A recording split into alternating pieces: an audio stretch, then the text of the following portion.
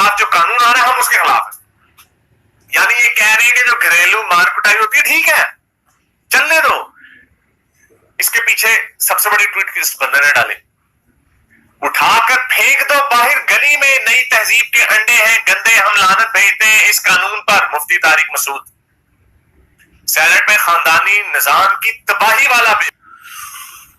यानी अगर आपको एक बिल ये कहता है कि आपने बीवी की या औरत की पिटाई नहीं करनी, तो ये खानदानी निजाम की तबाही है इससे।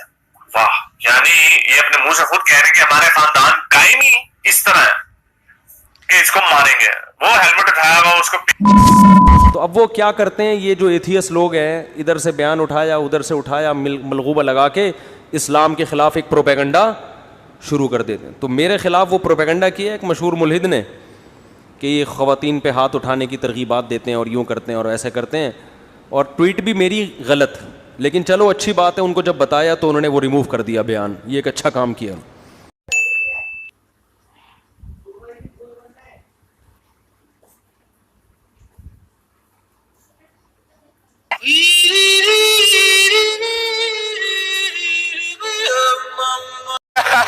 I mean, don't embarrass yourself in front of me.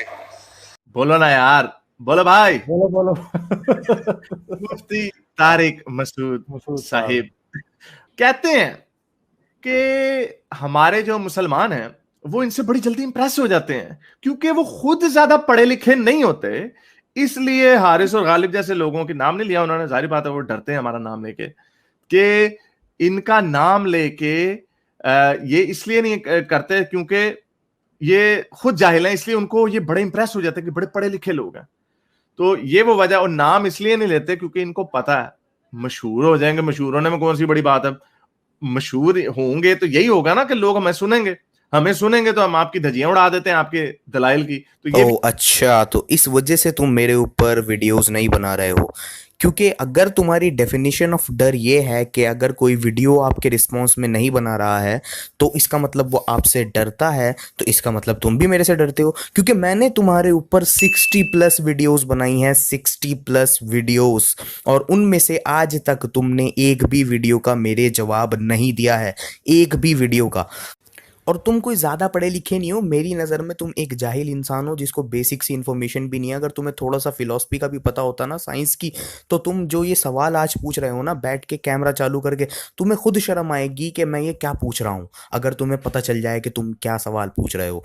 और दूसरी बात ये कि तुम्हारी साइंसी जहालत मैं लोगों को दिखा चुका हूँ, तुम्हें बेसिक सा इन्फॉर्मेशन नहीं है। तुम इतनी बड़ी बड़ी बोंगियाँ मारते हो बैठ करके, जिसको अगर मैं हर किसी बोंगी को एक्सपोज करने लग जाऊँ तो तुम शर्म आएगी तुम्हें बहुत ज्यादा।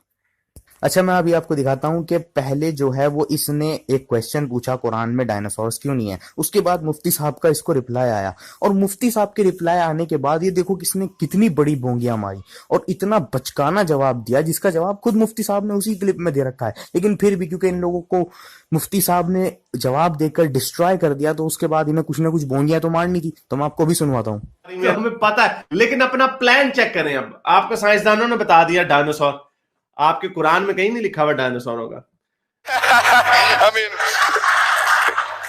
don't embarrass yourself in front of me.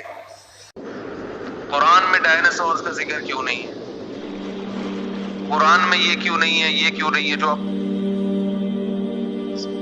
यानी साइंस की जो थ्योरीज है ना, या जो उनकी रिसर्च है, उससे मुताल्लिक कुरान क्यों बात नहीं करता?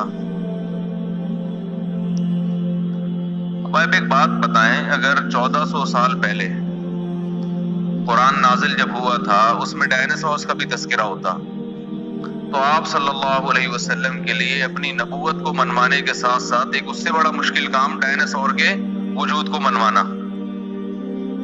वो कैसे मानते अरब के बद्दू के ये था? कहते ये पता नहीं कैसी बातें कर रहे हैं, और मनवा के क्या हासिल हो जाना था? यानी इंसान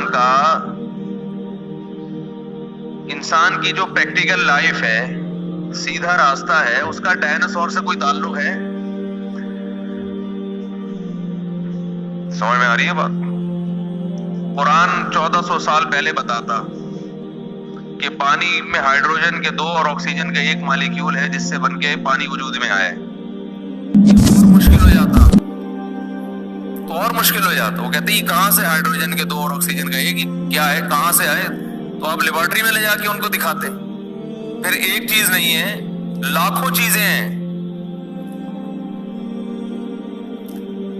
जब इंसान पागल होता है ना, जब किसी की मुखालफत और जिद पे अड़ जाए, तो अक्सर लोग एतदाल का रास्ता छोड़ देते हैं।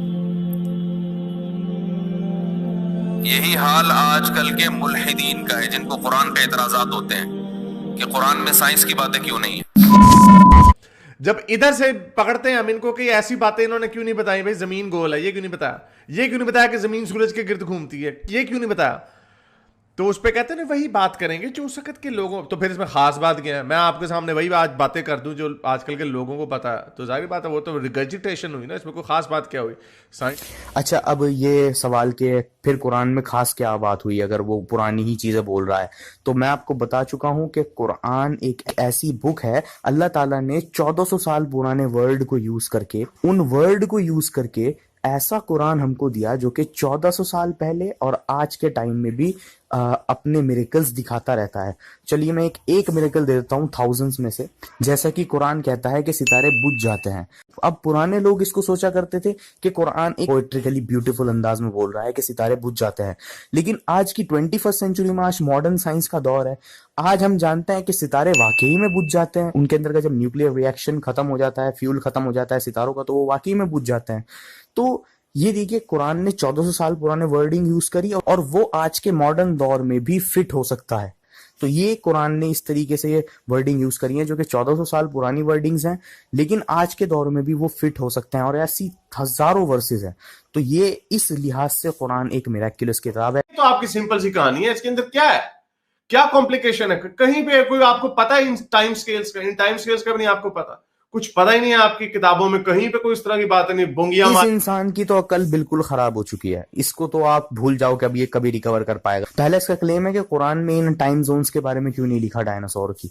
अरे बेवकूफ इंसान, क्या तुमको ये नहीं पता कि ये जो वर्ड डिक्शनरीज में ऐड हुए हैं, ये जो लिखे हुए हैं वर्ड, ये डिक्शनरीज में ऐड ही बाद में हुए हैं। 1400 साल पहले ये वर्ड ही एग्जिस्ट नहीं करते थे, तो कुरान कैसे इन चीजों के बारे में बोल सकता है? आप लोग जो सोचते हो कि कुरान में केमिस्ट्री के बारे में, फिजिक्स के बारे में, इन सब चीजों के बारे में क्यों नहीं है, उसकी सबसे बड़ी वजह यह है कि 1400 साल पहले ये वर्ड ही एग्जिस्ट नहीं करते थे। तो कुरान कैसे बोल देता उन वर्ड्स को? कुरान कैसे बोल देता? ये ऐसा ही हो जाता कि मैं आज कोई नया वर्ड बोलूं और वो वर्ड एग्जिस्ट नहीं करता, तो आप क्या कुछ समझ लेते? आप कुछ नहीं समझ सकते थे जब तक मैं ना बताऊं कि इस वर्ड का मतलब क्या है। तो कुरान एक शॉर्ट बुक है जिसमें उन वर्ड को यूज करके, जो वर्ड पुराने लोग जानते थे, उन वर्ड को यूज करके ऐसी इंफॉर्मेशन दी गई है जिसको हर दौर में कयामत तक के इंटरप्रेट किया जा सकता है। कुरान एक फिक्स टेक्स्ट नहीं है।